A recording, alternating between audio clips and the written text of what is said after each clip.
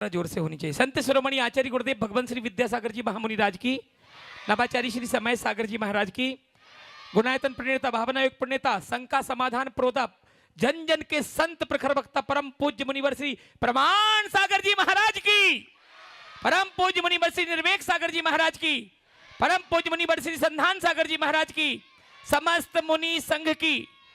महानुभाव, जितने भी लोग घर बैठकर इस शंका समाधान को पारस चैनल, आदिनाथ चैनल, जिनवाणी चैनल और इसके माध्यम से प्रमाणिक ऐप के माध्यम से जो देख रहे हैं, सकल दिगंबर जैन समाज, मुनीश्वरनाथ दिगंबर जैन ट्रस्ट समिति, महालक्ष्मी नगर एवं निकटवर्ती क्षेत्र समाज, उनका हार्दिक हार्दिक अभिनंदन और वंदन करती है।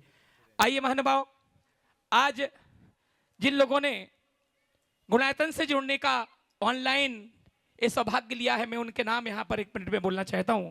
श्री सूत्रधार के रूप में श्रीमान अशोक नारायण शालवी अपर्णा अशोक जी सड़वाली रत्नगिरी महाराष्ट्र ने आज सूत्रधार के रूप में गुणायतन से जुड़ने का एक बहुत बड़ा सौभाग्य। एक बार जोरदार करतल ध्वनि से उनका अभिवादन कर दीजिए।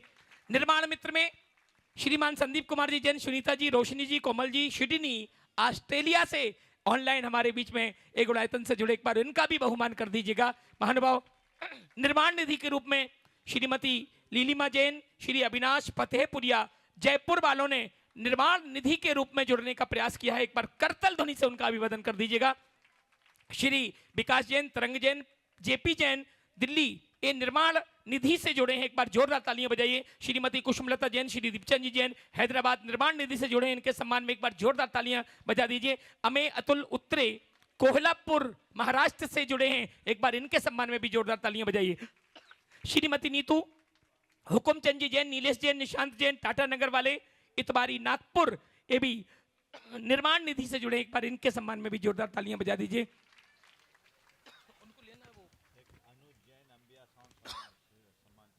अनुज हमारे बीच में अलवर से अंबिया साउंड यहां पर उपस्थित हुए, एक बार जोरदार तालियां बजाकर मैं मंच पर आमंत्रित करना चाहता हूं। और मैं सम्मान के लिए मंच पर आमंत्रित करना चाहता हूं सम्मानीय अशोक भाई साहब, राजेंद्र जी भाई साहब, हमारे अध्यक्ष महोदय, मंत्री महोदय, ट्रस्ट के जो भी पदाधिकारी हो, एक आध जन यहां आ जाएं। और वो अंबिया साउंड महानुभाव पूरे हिंदुस्तान में जिसका नाम है, और हम लोग भी जहां भी जाते हैं अंबिया साउंड को लेके जाते हैं अलवर वालों को, और पूज्य श्री के साथ जो ये बहुत से सुंदर ध्वनि हमारे तक 12 वर्ष से लगातार पूज्य श्री के साथ, एक बार जोरदार तालियां बजाइए। सम्मान के लिए मैं आमंत्रित कर रहा हूं।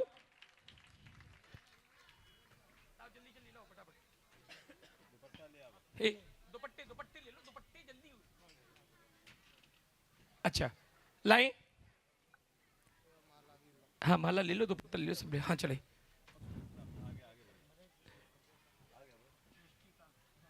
महानुभाव, एक पूज्य गुरुदेव के आशीर्वाद से, पूज्य मुनिवर श्री प्रमाण सागर जी महामुनि राज के आशीर्वाद से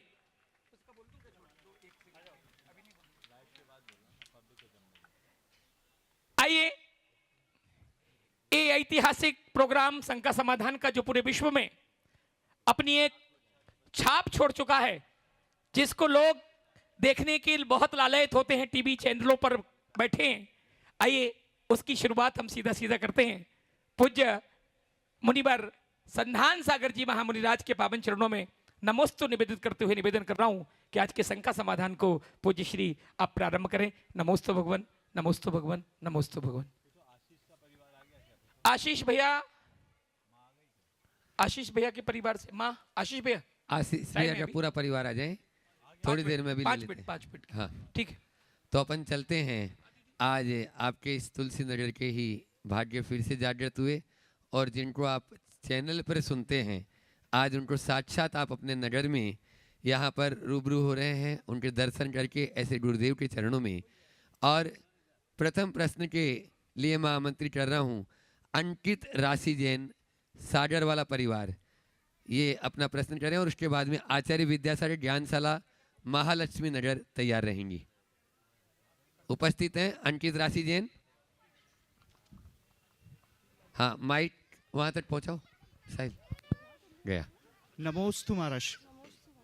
महाराज श्री नमोस्तु, आपके श्री चरणों में नमोस्तु। महाराज श्री मेरा प्रश्न ओ, है, हाँ हाँ नमोस्तु महाराज श्री, हाँ, श्री बोलो। चरणों में नमोस्तु। महाराज श्री मेरा प्रश्न है, आज के समय में जैसे हर कोई आईक्यू पे फोकस करता है, इंटेलिजेंट कोशेंट पे, बट आज के समय के सारे रिश्ते जो हैं वो पूरे ठीक। ट्रांजैक्शनल हो चुके हैं। सो हर चीज़ में फ़ायदा या नुकसान देखा जाता है, कोई भी इमोशनल कोशिएंट ईक्यू पे फोकस क्यों नहीं करता? नहीं करता। तो महाराज जी ऐसे में अब आप अगर सही हैं, लेकिन खरबूजा कितनी देर खरबूजे को देख के रंग ना बदले, तो ऐसे में क्या करना चाहिए महाराज श्री? मार्गदर्शन। देखिए, बहुत ही ज्वलंत प्रश्न है। आईक्यू के ऊपर सब फोकस करते, ईक्यू के ऊपर कोई ध्यान नहीं देता है। और उसकी वजह है कि वर्तमान में पूर्णतः बौद्धिक विकास पर ही फोकस किया जाता है। जब तक हम बौद्धिक विकास के साथ भावनात्मक विकास को ध्यान में नहीं रखेंगे, ये समस्याएं बनी रहेंगी। आज की शिक्षा प्रणाली में ये सब कुछ है ही नहीं। हमारी जो भारत की मूल अवधारणा थी शिक्षा के संदर्भ में, उसमें इन सब बातों को समायोजित किया जाता था और हम संयुक्त परिवार में रहते थे। प्रेम, परस्परता, आत्मीयता और सहजीवन जैसे उदात्त जीवन मूल्य हम लोगों में घुले मिले थे। तो इसके कारण ये भावनात्मक स्वास्थ्य अपने आप अच्छा हो जाता था। अब संयुक्त परिवार का अभाव हो गया, पश्चिमी जीवन मूल्य हम पर हावी होने लगे और पढ़ाई के संदर्भ में पूरी तरह मात्र बौद्धिक विकास को ही विकास माने जाने लगा और सब चीज़ उसी हिसाब से चलने लगी। लोग लाभ, हानि, फायदे, नुकसान के देखने लगे, अच्छा और बुरा को भूल गए। तो ये जीवन पूरी तरह से एक प्रकार से कैलकुलेटिव जैसा होने लगा। उसके परिणाम को भी हम देख रहे हैं। इसका ही ये परिणाम है कि सारे संबंधों में दरार आ रहे हैं और व्यक्ति डिप्रेशन और सुसाइड जैसे अटेम्प्ट के लिए उत्साहित होने लगा है। यदि व्यक्ति भावनात्मक रूप से सुदृढ़ हो तो उसके संबंध भी मधुर होंगे और जीवन भी सशक्त बनेगा। कोरा बौद्धिक विकास जीवन का वास्तविक विकास नहीं है। हमें बौद्धिक विकास के साथ साथ इस तरफ भी ध्यान देना चाहिए और उसके लिए सतत प्रयत्नशील रहना चाहिए। नमोस्तु महाराज। आचार्य विद्यासागर ज्ञानशाला महालक्ष्मी नगर प्रश्न करेंगे और उसके बाद में सुरेंद्र जी जैन सिंगापुर से आज अपने बीच में जो गुणायतन के ट्रस्टी हैं वे अपना प्रश्न गुरु चरणों में रखेंगे।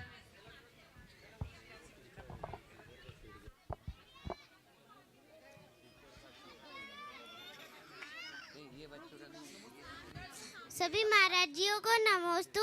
छुल्लक जी को इच्छामी इच्छामी इच्छामी। मेरा प्रश्न देव शास्त्र गुरु की पूजन से है। जब हम लोग देव शास्त्र गुरु की पहली पूजन करते हैं तो उसमें हम पढ़ते हैं कि विद्यमान श्री 20 तीर्थंकर सिद्ध प्रभु जी के गुण गाऊं। तो इस लाइन में 20 तीर्थंकर का ही वर्णन क्यों किया गया है, जबकि तीर्थंकर तो 24 होते हैं, तो बाकी 4 तीर्थंकरों का वर्णन क्यों नहीं किया गया? बहुत सुंदर और सवाल। वे कहाँ विराजमान है? देखो, कृपया ये मेरी शंका का समाधान कीजिए। बहुत अच्छा सवाल किया है। और ये बच्ची जो सवाल कर रही है, मैं समझता हूँ ये पाठशाला के संस्कार का प्रभाव। आप पूजा करती हो? हाँ, इसलिए मैं कहता हूँ आप अपने बच्चों में संस्कार डालना चाहते हैं तो उन्हें पाठशालाओं से ज़रूर जोड़िए। देखिए, हमारे जो तीर्थंकर हैं 24 ही होते हैं, वो भरत और ऐरावत क्षेत्र में। और विदेश क्षेत्र में हमेशा 20 तीर्थंकर विद्यमान रहते हैं, अभी भी हैं। महावीर भगवान तो यहाँ नहीं है ना, उनका तो मोक्ष हो गया। लेकिन विदेश क्षेत्र में कम से कम 20 तीर्थंकर हमेशा रहते हैं। 5 महाविदेह है, प्रत्येक विदेह में 4-4, तो ऐसे 5 महाविदेहों में 20। तो विदेह क्षेत्रस्थ उन 20 तीर्थंकरों की इसमें पूजा है जो वर्तमान में है। सिमंदर आदि महाराज, इसलिए उनको विद्यमान 20 तीर्थंकर कहते हैं। समझ गए? चलो। सुरेंद्र जी जैन सिंगापुर गुणायतन ट्रस्टी, और उसके बाद में कप्तान सिंह जी धाकड़ तैयार रहेंगे पूरी बिहार टीम के साथ में। बोलो। सुरेंद्र जी नहीं है? सुरेंद्र जी सिंगापुर है यहाँ पर उपस्थित। दूसरा। हाँ, चलिए। तो बंधुओं, धर्म करने की सबको स्वतंत्रता होती है, और चाहे जिस स्थिति में रहकर भी धर्म किया जा सकता है। ऐसे ही कप्तान सिंह जी धाकड़ गुरुवर पूरा संघ इधर आया, और उसके पहले से सागर से ही वो पूरा बिहार भी करवा रहे हैं, और प्रतिदिन गुरु का दर्श लाभ लेते हैं। ऐसे कप्तान सिंह जी धाकड़ है, जिनका जन्मदिन भी है। जोरदार तालियों से उनका स्वागत अभिनंदन करते हैं। और साथ में ही बिहार टीम के जो अहर्निश गुरु सेवा में लगे रहते हैं, संघ की सेवा में लगे रहते हैं, अपना प्रश्न गुरु चरणों में करें। गुरुदेव के चरणों में बारंबार नमोस्तु नमोस्तु नमोस्तु। गुरुदेव, मेरे जीवन में ऐसे क्या पुण्य का उदय हुआ है जो हमारे बड़े भाई मानो या पिता समान मानो, हमारे हर्ष भैया, तृप्ति भाभी, इनने हमें इतना लाड़ प्यार दिया जिसकी कोई कल्पना भी नहीं कर सकता मैं। उनने बहुत अच्छा संस्कार भी दिए, और उन्हें आप जैसे जैन मुनि के दर्शन करवाए, और बोला गुरुदेव से जुड़ तू, आपके चरणों में मैं बारंबार नमोस्तु करता हूँ। इतना अच्छा लाड़ प्यार दिया, और मैं आपको इसके साथ जोड़ा। आपको बहुत अच्छी बात है। तुम्हारा निश्चित पुण्य का योग है कि तुम सही व्यक्ति के यहाँ आए और सही जगह जुड़े। समझ गए? अब बस अपने मन में दिल संकल्प लो कि मुझे ये योग मिला है, मैं इसका अच्छे से अच्छा प्रयोग करूँगा। बहुत। हाँ, सचिन। महावीर महिला मंडल इसके पहले महालक्ष्मी नगर, और उसके बाद में नहीं, पहले अच्छा हाँ, इनके साथ में ही जो रात दिन सेवा में लगे रहते थे, आज उनको मेवा भी मिला, और जिनको आज नवदा भक्ति पूर्वक आहार दान कराने का सौभाग्य प्राप्त हुआ। ऐसे आपके ही इस नगर के गौरव सचिन भाई अपना प्रश्न गुरु चरणों में कर रहे हैं। उसके बाद महावीर महिला मंडल महालक्ष्मी नगर तैयार रहेंगे। सभी महाराज के चरणों में नमोस्तु। महाराज श्री, मेरा प्रश्न तो कुछ नहीं है, बस मेरे को ये बोलना है कि आज मेरे घर पे आपके चरण पड़े तो ऐसा लग रहा है कि बस मेरा जीवन उद्धार हो गया, खत्म। इसके बाद मेरे को कोई भी लाइफ में एक्सपेक्टेशंस नहीं है। बहुत बढ़िया। अभी आहार दिया, अब एक ही भाव रखो कि मैं आहार लूं। आशीर्वाद। चलिए। बिल्कुल बिल्कुल, मैंने बोला ही था आज इनसे कि हम जा रहे हैं महाराज जी के साथ अब। बहुत बढ़िया। चलो। महावीर महिला मंडल महालक्ष्मी नगर, और उसके बाद में भारत जी पाटिल अपने बीच में आज यहाँ उपस्थित है, वे तैयार रहेंगे। महावीर महिला मंडल महालक्ष्मी की ओर से समस्त गुरुवर के चरणों में बारंबार नमोस्तु नमोस्तु नमोस्तु। गुरुवर, जब हम कोई अच्छा कार्य करते हैं, किसी की मदद करते हैं, या कोई बड़ी उपलब्धि हमें हासिल होती है, और हमसे यह कहा जाए हाँ, बोलिए कि तुम्हारे ही कारण ये सफलता मिली, तुम ना होते तो ऐसा नहीं होता, ऐसी तारीफों से हमारा मन बड़ा खुश हो जाता है। तो गुरुवर, मेरा यह प्रश्न है कि उस समय हमारे मन में जो खुशी आती है, वह खुशी अहंकार है या गर्व, इन दोनों में कैसे फर्क करें, और यदि अहंकार है तो उसे कैसे दूर करें? देखिए, स्वाभाविक है जब हमारे किसी कार्य के प्रति कोई हमें अपनी ओर से प्रशंसा करे, कृतज्ञता ज्ञापित करे, आभार प्रकट करे, या उसका श्रेय प्रदान करे, तो अच्छा लगता है। इसमें कोई हानि नहीं।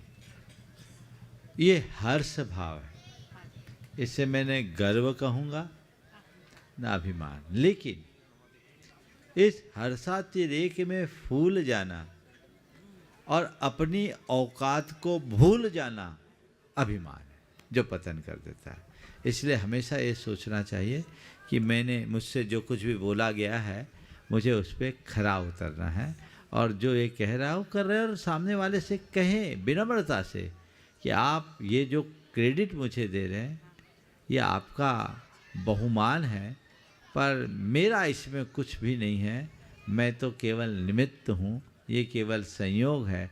ऐसा कहकर अपने कर्तृत्व के भार को उतार दें तो सब कुछ ठीक हो जाए। नमोस्तु गुरुदेव, नमोस्तु गुरु। भारत टीवी से आज अपने बीच में भारत जी पाटिल यहाँ पर उपस्थित हैं, और जो देश दुनिया को पूरा दिखाते हैं और धर्म की प्रभावना करते हैं, ऐसे वे अपना प्रश्न करेंगे। और उसके बाद में अपेक्षा जी जैन यूएसए से अपने बीच में है।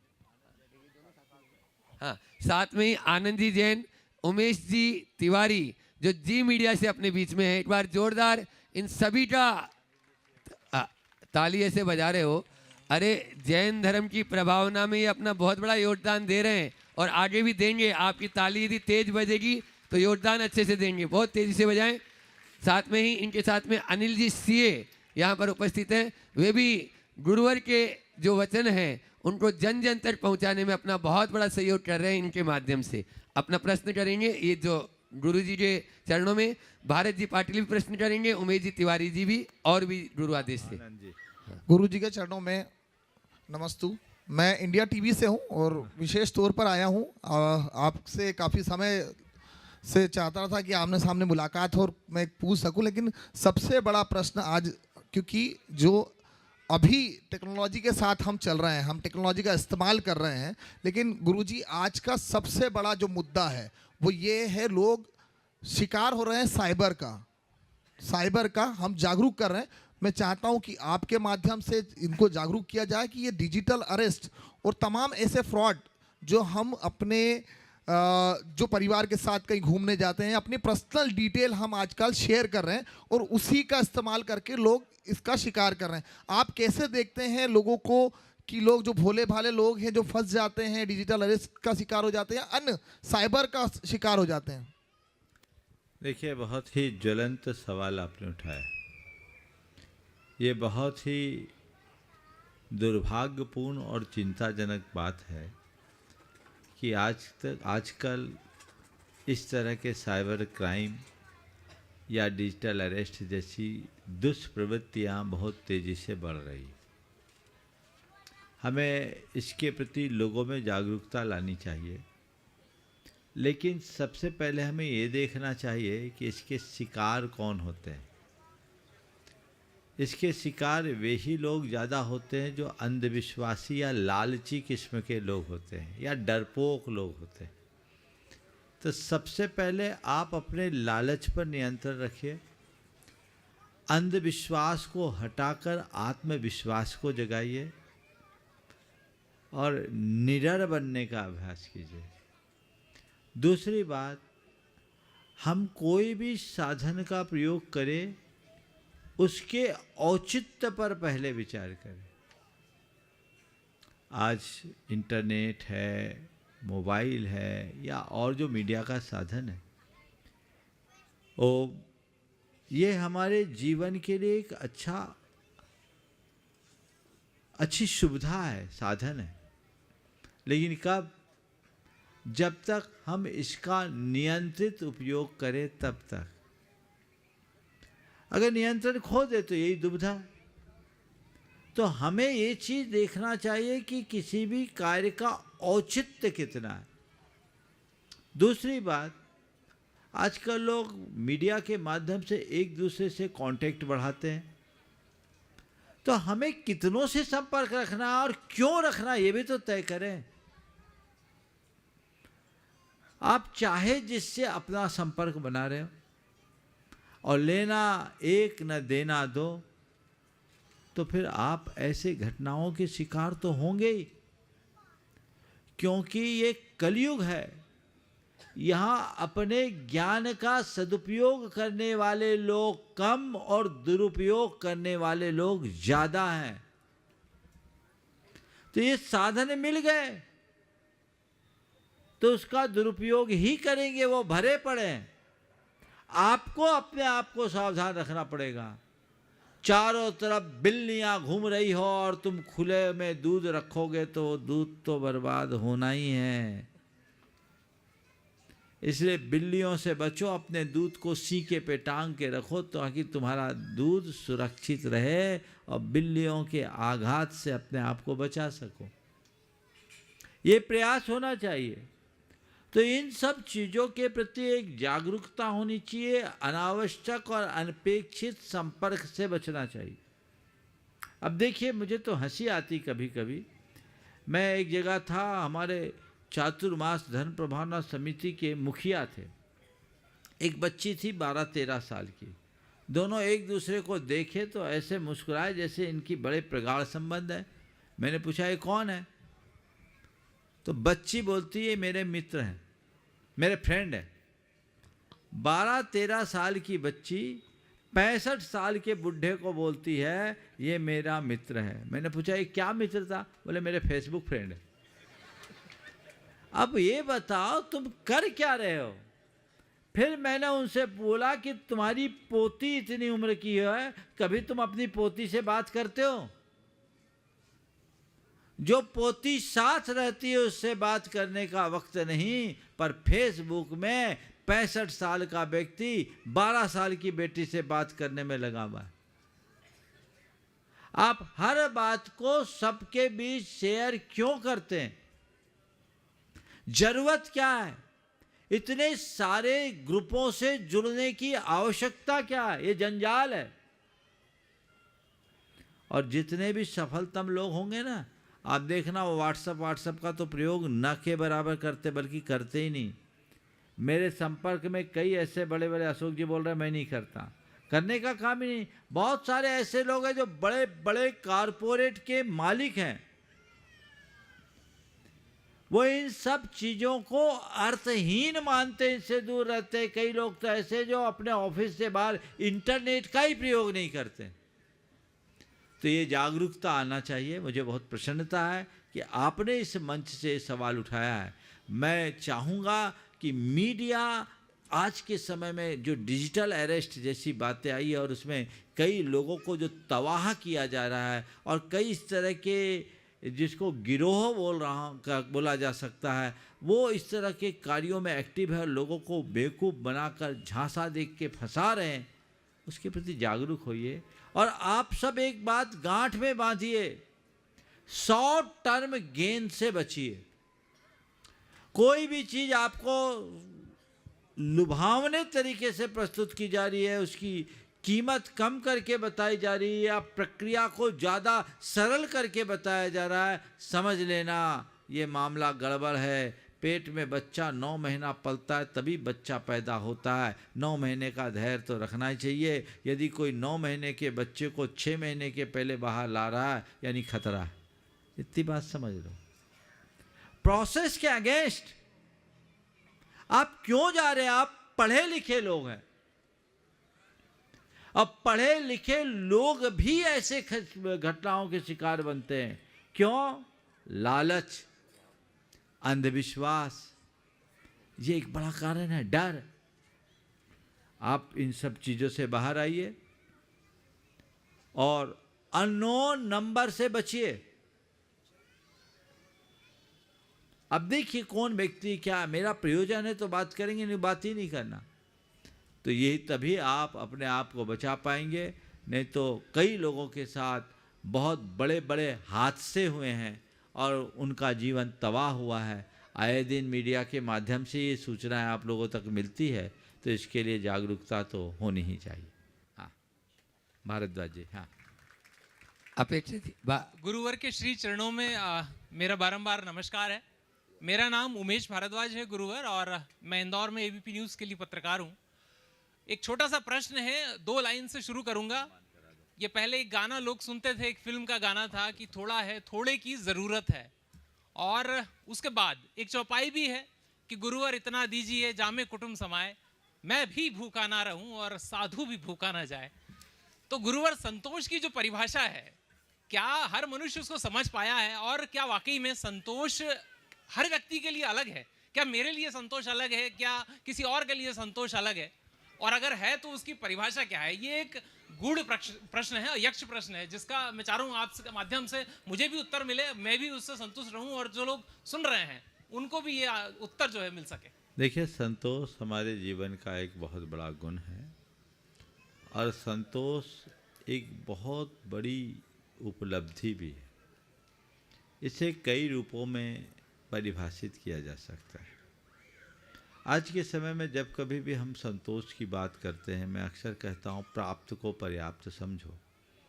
तो आज के युवा कहते हैं महाराज फिर हमारी ग्रोथ कैसे होगी, हम तो वहीं थम जाएंगे। मैं सभी को आज के संदर्भ में संतोष के व्यवहारिक रूप की बात इस तरीके से बताता हूँ कि संतोष का मतलब ये नहीं कि तुम हाथ पर हाथ धर के बैठो, आगे बढ़ो, प्रयास करो, पर परिणाम को लेकर परेशान मत हो। ये भी एक संतोष का रूप। मेरे हाथ में एफर्ट है, रिजल्ट नहीं। मुझे जो करना है मैं पूर्ण प्रयास करूं, पर मेरे पर्याप्त प्रयास के बाद भी जो परिणाम आए उसे सहज भाव से स्वीकार कर लूं। ये भी एक संतोष है। आज के मनुष्य की दुर्बलता यह है कि परिणामों में संतोष नहीं करता, इसलिए व्याकुल होता है। वो जो कुछ भी करता है, उसे जो भी अर्जित होता है, जो उपलब्धियां होती है, उससे उसको संतुष्टि नहीं होती और वो फिर अंतहीन दौड़ में दौड़ता चलता है। नहीं, मैंने जो लक्ष्य बनाया है और जो लक्ष्य लेकर आगे बढ़ रहा हूँ, मुझे आगे बढ़ना है, प्रयास करना है, प्रयास मेरे हाथ में है। जो भी परिणाम आए मैं उसमें संतुष्ट रखता हूँ। ये भी तो एक रूप रखा जा सकता है। दूसरा, संतोष का मतलब केवल पैसों से नहीं। संतोष का मतलब है जीवन के शिकायतों का मिट जाना, अपनी स्थिति में प्रसन्न रहना। ये भी तो संतोष है। आज व्यक्ति खुद से असंतुष्ट है, खुद की व्यवस्थाओं से असंतुष्ट है। आप जो आपके पास है, जैसा आपके पास है, जिस स्थिति में आप हैं, आप उस स्थिति में संतुष्ट रहें, तो ये भी एक रास्ता हो सकता है। आनंद जी जैन अपना प्रश्न कर रहे हैं, वे भी मीडिया से जुड़े हैं। तब तक धर्म प्रभावना समिति के अध्यक्ष और दिलीप जी गोदा जी, अशोक जी, हाँ, और हर्ष जी वहाँ पहुँच जाए और यहाँ के कमेटी के अध्यक्ष मंत्री जी भी, उन सभी का सम्मान वहाँ पर जाकर वहीं पर स्थान पर कर देंगे ताकि समय भी बचेगा। और आप लोग एक बार जोरदार तालियों से फिर से इनका स्वागत, अभिनंदन करें। हाँ आनंद जी, उसके बाद में अपेक्षा जी जैन जो एक और है। हाँ, अच्छा, इनका हो जाना। हाँ ठीक है। मेरा थोड़ा सा धार्मिक प्रश्न है कि जो तीर्थंकर होते हैं, तो तीर्थंकर की जब आयु समाप्त होने वाली होती है तो उनको क्या पहले से पता होता है कि योग निरोध हमें कब करना चाहिए, या उनको केवल ज्ञान से पहले से पता होता है कि उनकी आयु समाप्त होने वाली? देखिए, तीर्थंकर परमात्मा की जो चेष्टाएं होती है, केवल ज्ञान से पूर्व तक तो वो बुद्धिपूर्वक कार्य करते हैं।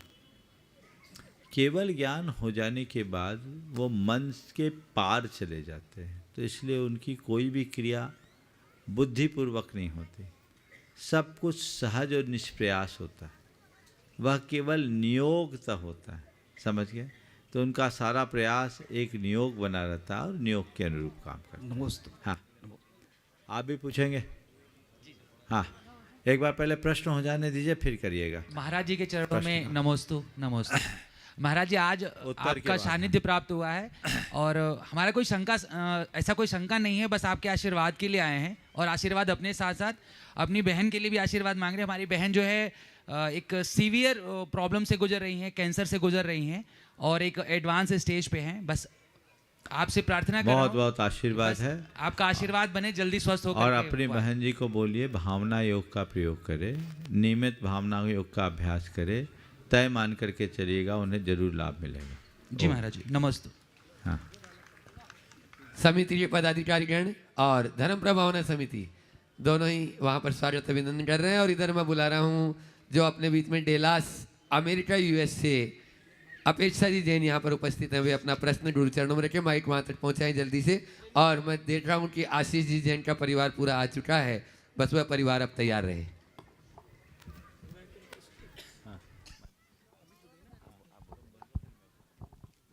पूज्य गुरुदेव के चरणों में मेरा बारंबार नमोस्तु नमोस्तु नमोस्तु। मैं अपना प्रश्न पूछूं इससे पहले गुरुदेव, मैं आपको बताना चाहती हूं कि वहाँ का जो जैन समाज है, वहाँ पे प्रामाणिक ऐप्स बहुत सारे लोग यूज़ करते हैं और हम लोग उसके थ्रू जब हमें टाइम मिलता है, जैसे वक्त मिलता है, हम सब अपना शंका समाधान देखते हैं और अपने प्रश्न भी उसमें देते हैं।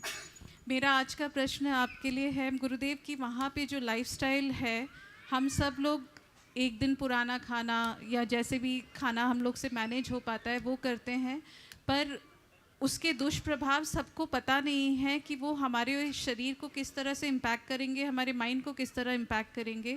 तो अगर आप हमें मार्गदर्शन दें कि कैसे हम अपना संतुलन बना सकें, डिसिप्लिन रख सकें और अपने चारित्र और आचरण को उस तरह से निभा सकें कि हम अच्छा खाना खाएं, शुद्ध भोजन खाएं। देखिए, बहुत अच्छी बात आपने की है। हमारे जीवन में हमारे भोजन का महत्वपूर्ण स्थान है।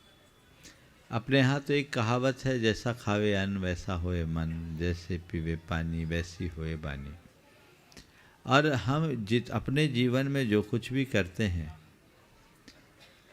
वह अपने जीवन के सुख के लिए करते हैं, और जीवन के सुख में शरीर का भी एक महत्वपूर्ण स्थान है। तो उसके लिए हमें अनुकूल भोजन जरूर देना चाहिए। बिना भोजन के हमारी गाड़ी आगे नहीं चल सकती। इसलिए खान पान के प्रति पूर्ण सजगता तो रहनी ही चाहिए, सभी को सजगता रखनी चाहिए। और आप अपने स्वास्थ्य के प्रति जागरूक रहेंगे तभी ये सारा कार्य कर पाएंगे। इसलिए सभी को चाहिए कि वे अपने स्वास्थ्य के प्रति जागरूक रहे, अपने खान पान में पूरी तरह शुद्धि रखें। और अब तो बहुत सारे ऐसे रिसर्च भी आ गए कि हम किस तरह का भोजन करते उसका क्या कुपरिणाम निकलता। तो हमें ताज़ा भोजन करना चाहिए। हम कितने भी व्यस्त हों, हमारे जीवन शैली चाहे जैसे भी क्यों ना हो, अपनी प्राथमिकताओं को बदलना चाहिए। और यदि हम सब कुछ करें और इतना ही समय नहीं निकाल पाएँ कि खाने का ही समय नहीं है, तो हमारे जीवन का कोई अर्थ नहीं, वो व्यर्थ है। इसे सब कुछ कीजिए, अपनी प्रायोरिटीज़ को चेंज कीजिए और शुद्ध खाइए, सात्विक खाइए। हमारे यहाँ एक शब्द आता है युक्ताहार विहार। हमें युक्त आहार विहार करना चाहिए, यानी औचित्यपूर्ण रीति से ही आहार विहार को अपनाना चाहिए। वैसा ही आहार लेना चाहिए जो हमारे स्वास्थ्य के अनुकूल हो, तन के, मन के और चेतन के। शारीरिक, मानसिक और चैतसिक तीनों प्रकार के स्वास्थ्य पर भोजन का असर पड़ता है। इसलिए भोजन के प्रति जागरूकता सभी को रखना चाहिए और वो भोजन में बदलाव लाना चाहिए। सात्विक भोजन करे तो जीवन में बड़ा अंतर आएगा। देखिए, मैं एक उदाहरण देता हूँ। हमारे बीच है ब्रह्मचारी रुपेश। ये बहुत छोटे से जुड़ा हुआ। इसने एक दिन कहा, हमसे तो नहीं कहा, रांची वाली बहन से कहा कि हमें आगे बढ़ने की इच्छा तो होती है पर मन आगे पीछे डगमगा जाता है। उन्होंने कहा, तू कुछ मत कर, कल से बाहर खाना बंद कर, तू चौके में खाया कर। और इसने चौके में भोजन करना शुरू किया और ऐसा भाव सुधरा कि अब भाव सुधार लिए। समझ गए ना? तो ये अंतर है हमारे भोजन का, एक प्रत्यक्ष उदाहरण है। तो उस समय कोई व्रत नहीं था, वैसा कुछ विचार भी नहीं था, केवल भाव था। लेकिन भावों में स्थिरता होता है। आप घबराना नहीं कि महाराज आप भी हम लोगों को शुद्ध भोजन कराओगे तो घर ही छूट जाएगा।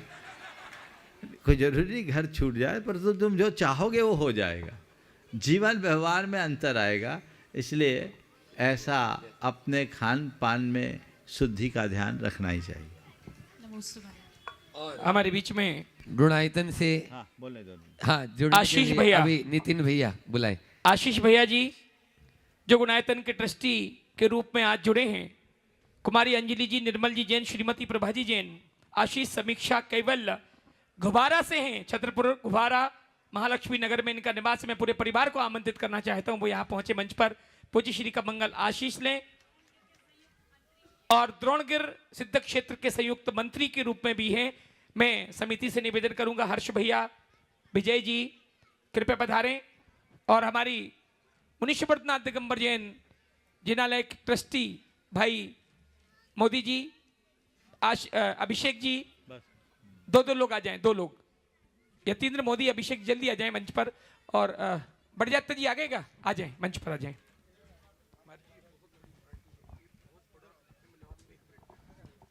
आने दो, आने दो। जोरदार तालियां बजाकर।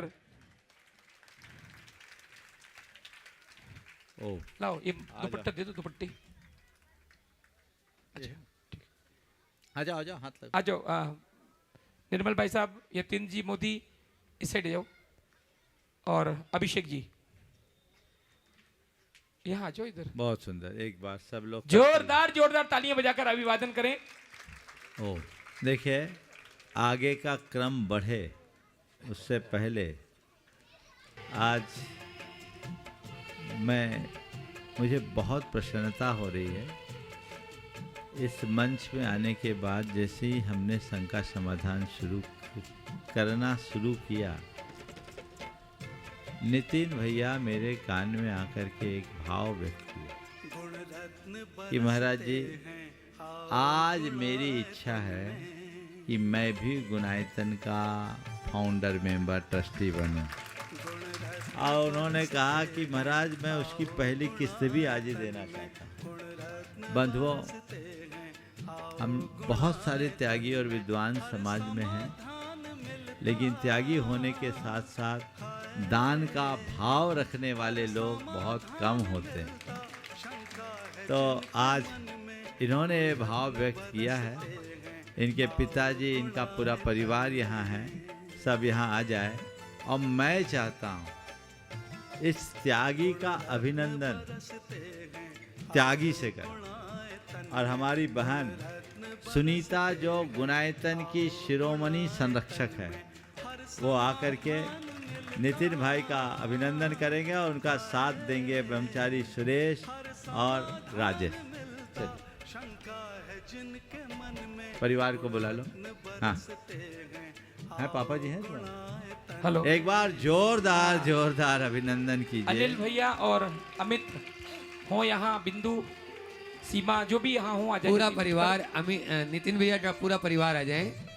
आप लोगों के यहाँ पूरा जो मंदिर बना है नींव से शिखर तक और पंच कल्याण उसका हुआ, उसमें भी इनका बहुत बड़ा योगदान हुआ। इसीलिए यहाँ के परम संरक्षक भी हैं और आज गुणायतन के संस्थापक सदस्य। अन्य गुरुदेव के चरणों में इन्होंने काफी अच्छा विभिन्न परियोजनाओं में अपना योगदान दिया है। आप लोग जोरदार दौलत का दान देकर रम जाओ जी चिंतन में। पहले ये दो, पहले ये। दौलत का दान देकर रम जाओ जी चिंतन में, हर समाधान मिलता है, हर समाधान मिलता। शंका है जिनके मन में, गुण रत्न बरसते हैं, आओ गुणायतन में।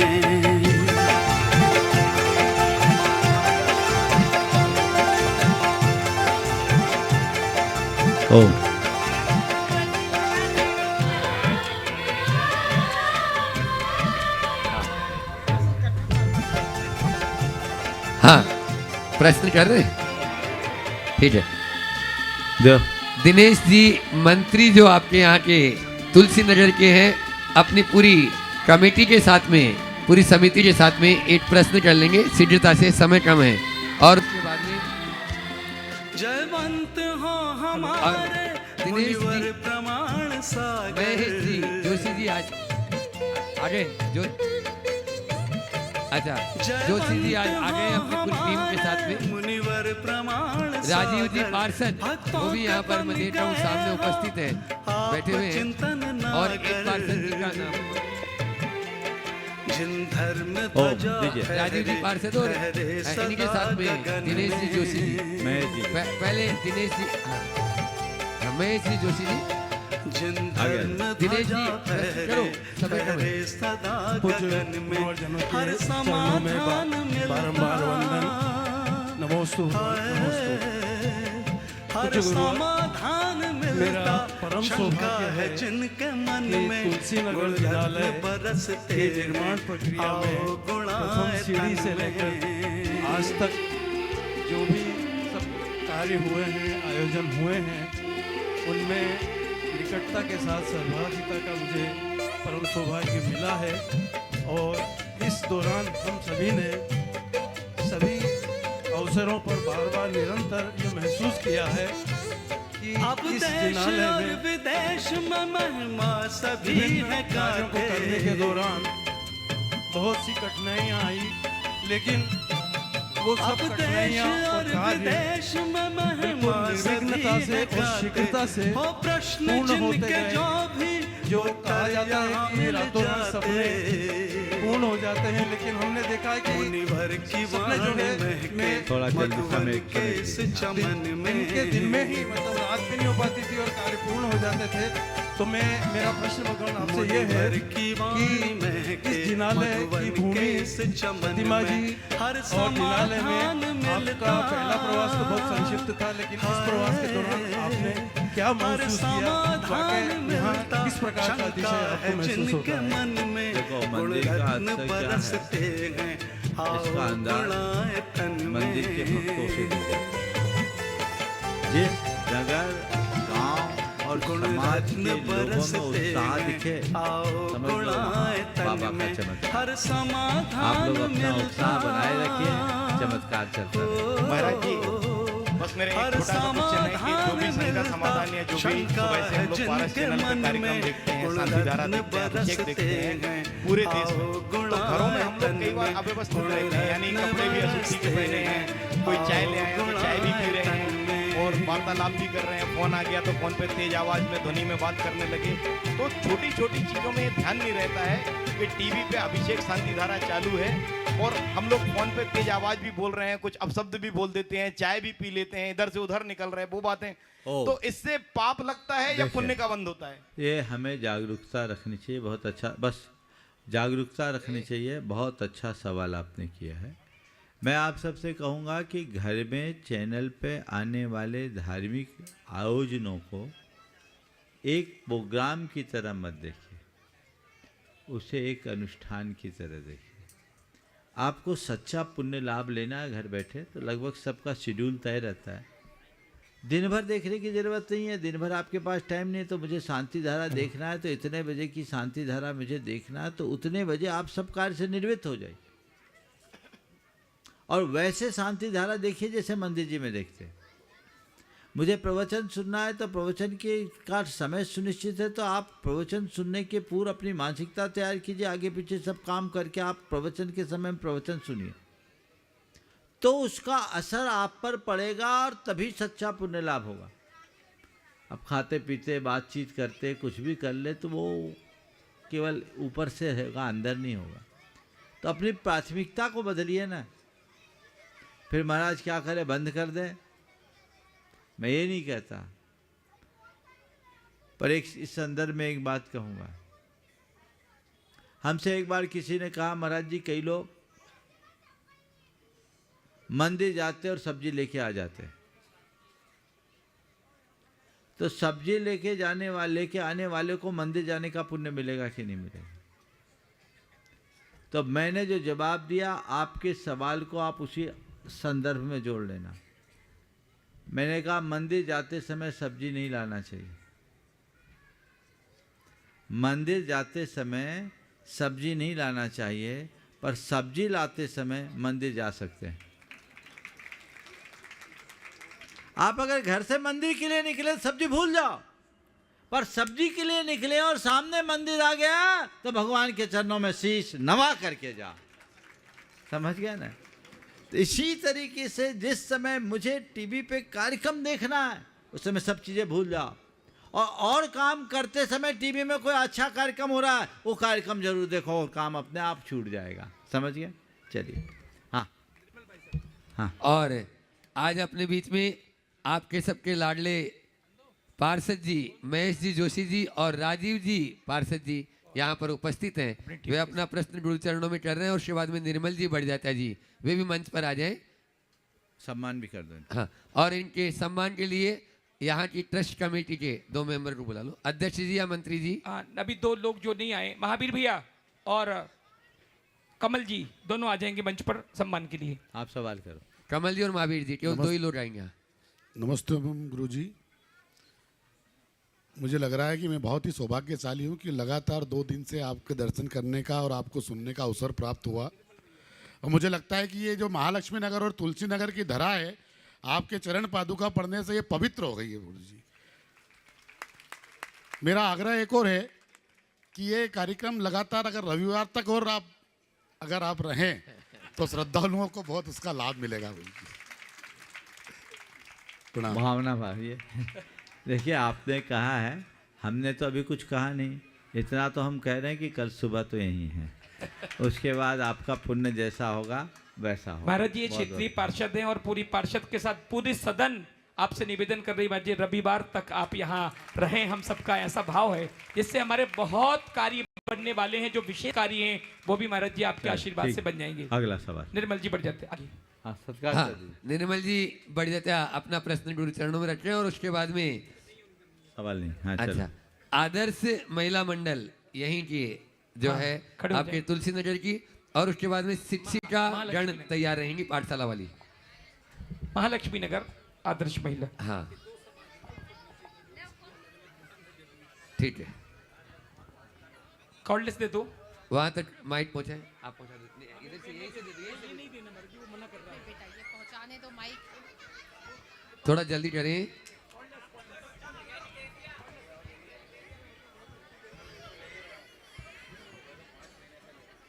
नमोस्तु नहीं बोलेंगे, सीधा सीधा प्रश्न बोलो आप। हाँ, महाराज श्री आदर्श महिला मंडल की तरफ से बारंबार नमोस्तु नमोस्तु नमोस्तु। महाराज श्री, मेरा प्रश्न है कि हम डेली पूजा करते हैं, रोज पूजा करते हैं अष्टद्रव्य से, लेकिन इन अष्टद्रव्य में पुष्प नैवेद्य एवं दीप को हम प्रतीकात्मक रूप में अर्पित करते हैं। जो पूजा हम पढ़ते हैं उसमें तो हमारे भाव सचमुच के पुष्प नैवेद्य और दीप के लिए होते हैं, तो फिर सचमुच में पुष्प नैवेद्य दीप क्यों नहीं अर्पित करते हैं? भगवान ये बताओ, मंदिर में विराजमान भगवान कौन से हैं? शांतिनाथ, महावीर भगवान और आदि। सचमुच है कि उनकी मूर्ति है? मूर्ति। तो जब भगवानी मूर्ति की तो पूजा सचमुच के कहाँ से हो? जैसे हमने भावों से पत्थर में भगवान को कल्पित किया है, वैसे ही भावों से अपने द्रव्य में उत्तम द्रव्य को आपने क्यों नहीं मान लेते? ऐसा कर लो। चलिए अगला।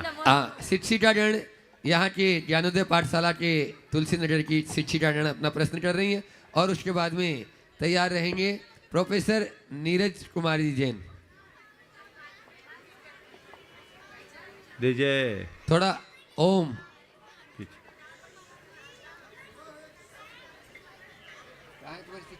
पीछे बोलो, आप बोले वहाँ। नमोस्तु महर्षि।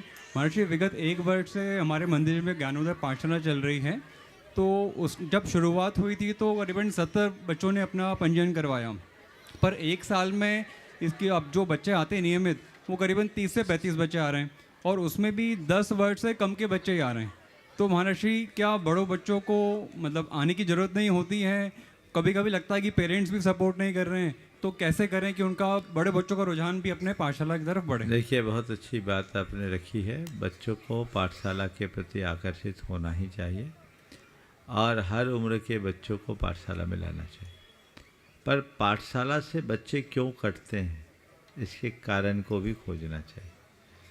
हम लोग एक परंपरागत तरीके से ही पाठशाला संचालित करते हैं, और एक चूक कर देते हैं कि उसी पाठशाला में 5 साल का भी बच्चा, उसी में 12 साल का भी, और उसी में 14 का भी, एक ही क्लास में।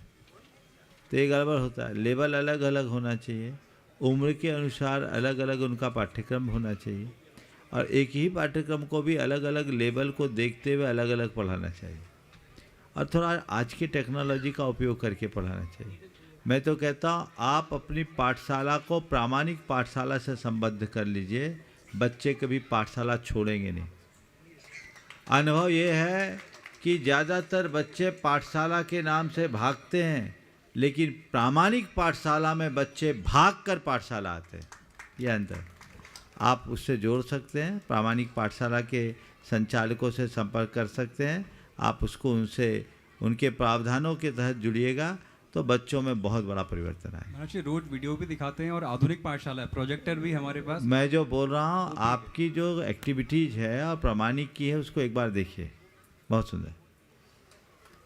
प्रोफेसर नीरज कुमारी जैन, महालक्ष्मी नगर, और उसके बाद में तैयार रहेंगे अशोक रानी जी दोषी, धर्म प्रभावना समिति के अध्यक्ष, शिरोमणि संरक्षक गुणायतन, पूरी टीम अपनी टीम के साथ में। मुनित्रय के चरणों में बारंबार नमोस्तु करते हुए छुल्लक जी महाराज जी को इच्छामी। महाराज श्री, वस्तु का जो विनिमय हम करते हैं, पहले उपयोगिता के आधार पे उसका मूल्य या कीमत तय होती थी। आज की तारीख में कीमत को देख के उसकी उपयोगिता का अनुमान लगाया जाता है। सिमिलरली विवाह के संबंध में पहले गुणों का देखा जाता था और आज की तारीख में पैकेज और उसका एस्टेब्लिशमेंट और उसका भौतिकवादी जीवन देखा जाता है।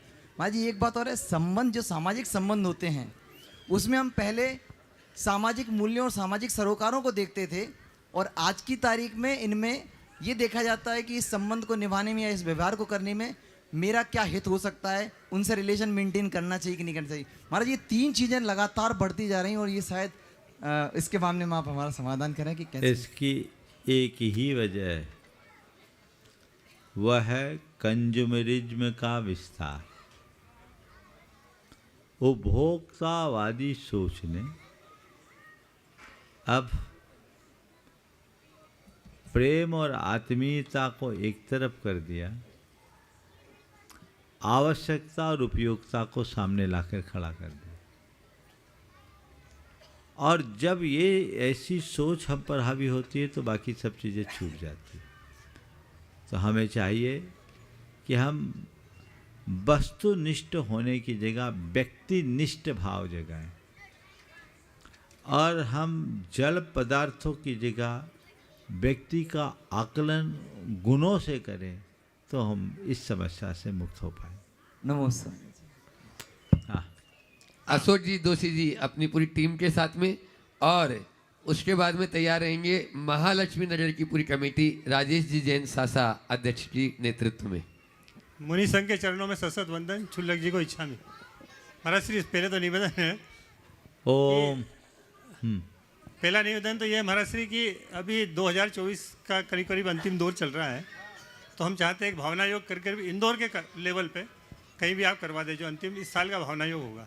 वैसे तो भावना योग बहुत हुए हैं लेकिन फिर भी सबकी इच्छा है, धर्म प्रभावना समिति की इच्छा है, शहर के समाज की इच्छा है कि एक भावना योग का कार्यक्रम अंतिम 2024 का करवा दें लास्ट। दूसरा निवेदन ये है महाराज जी 1 जनवरी 2025 आ रहा है और अभी मुनि पुंगव सुविधा सागर जी ने बोला है कि अगर आपको सही नया साल मनाना है तो भगवान और गुरु और माता पिता या परिवार के साथ मनाएं। तो अगर आप गोमड़गिरी पे 1 तारीख को रहते हैं तो भगवान है, गुरु है और हमारा परिवार है और अभिषेक भी साथ में है। इसी के साथ एक निवेदन ये है कि जनवरी में ही महाराज श्री, चूँकि मैं 52 गजा से जुड़ा हूँ तो पुत्र के अभिषेक 1 जनवरी को और 28 जनवरी को पिताश्री के हैं। मेरा मोक्ष है भगवान आदिनाथ स्वामी का 52 गजा जी में। अगर आप पधार सके तो जनवरी में ही 2 रिकॉर्ड बन जाएंगे कि पिता पुत्र दोनों के अभिषेक आपके सानिध्य में हुए हैं। ये महाराज श्री निवेदन में प्रश्न थी। अच्छा, अभी प्रश्न चालू नहीं हुआ। हाँ, अब तीसरा सवाल जल्दी कर लो। हाँ। तीसरा निवेदन महाराज श्री ये है कि सब लोग हमको 9 रत्न बोलते हैं लेकिन हम तो क्या नकली रत्न रखते हैं। असली रत्न आपके पास 2 और 5, 6 और 2 आज जिन्होंने कैशलोज किए हैं, ये 9 रत्न आपके असली रत्न हैं। हाँ, 9 हो गए ना पूरे भैया। हाँ। तो ये असली आपके 9 रत्न हैं। हम तो केवल चातुर्मास के रत्न थे। तो ये असली और नकली में क्या फर्क है ये भी थोड़ा सा आप बताइए। देखिए, बहुत अच्छी बात है। पहले तो आपने सवाल किया है, निवेदन किया है, अब हो गया, आप प्रश्न में करो, दूसरी टीम खड़ी है, अब बाकी प्रश्न को लंबित रखो। आपके प्रश्न बहुत रोचक होते हैं। आपने जो आज निवेदन किया है, पहला निवेदन भावना योग का, अगर हमारी अनुकूलता बनी तो भावना योग जरूर होगा। 1 तारीख को मस्तकाभिषेक की बात आप लोगों ने की, गोमटगिरी की कमेटी निरंतर उसके लिए आग्रह कर रही है। मैं 1-2 दिन में जैसे अपने आगे के कार्यक्रम होंगे, अगर अनुकूलता होगी तो हो सकता है 1 जनवरी गोमटगिरी में ही संपन्न हो जो भी कार्यक्रम हो। उसके बाद पिताश्री के और पिताश्री के लिए थोड़ा समय लगाने दो, अभी सब बातें एक साथ नहीं। और जहाँ तक नवरत्न की बात है, असली और नकली, हम तो चाहते असली अच्छे हैं और आप लोगों को ये लगता है कि ये असली है तो आ जाओ ना, यहाँ बिठा देंगे। वहाँ तो तुम्हें कुछ लगाना पड़ा, यहाँ लगाना भी नहीं पड़ेगा, समझ गए, बिना लगाए लग जाओगे, इसलिए असली में आ जाओ, समझ गए। इसलिए मैं कह सकता हूँ अगर आपको ये असली दिखते हैं तो यहाँ आने के लिए सबका स्वागत है।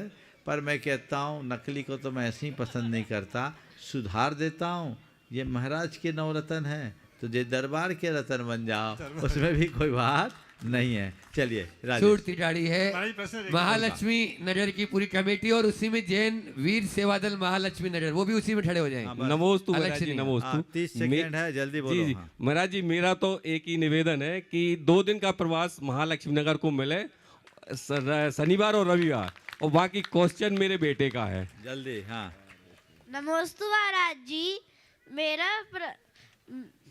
मेरा प्रश्न यह है कि जब हम लोग स्विमिंग सीखने जाते हैं तो उसके अंदर जब हम लोग पानी के अंदर तैरते हैं और जब वो पानी को कुछ दिनों बाद फेंका जाता है तो फिर उस पानी का दोष हमें लगता है वेस्ट करने का, या फिर देखो पानी का यूज किसने किया?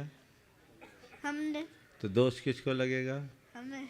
इसलिए एक बाल्टी में नहाओगे तो कोई दोष नहीं, पूरे स्विमिंग पूल में नहाओगे तो अगर पानी नहीं हुआ तो स्विमिंग कैसे सीखेंगे? तो जाके नदी में जाके स्विमिंग करो ना, नेचुरल में।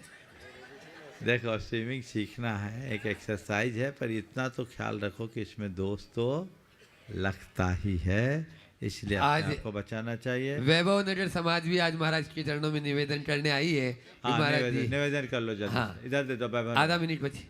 गुरुदेव, बस एक ही सवाल था जैन वीर सेवा दल का कि स्वार्थी लोगों की पहचान कैसे की जाए और इस सेवा दल को निस्वार्थ भाव से आगे कैसे बढ़ाया जाए। चलो इसको खड़ा रखो, कल देखेंगे, इनको निवेदन कर लेने दो। हाँ। हाँ।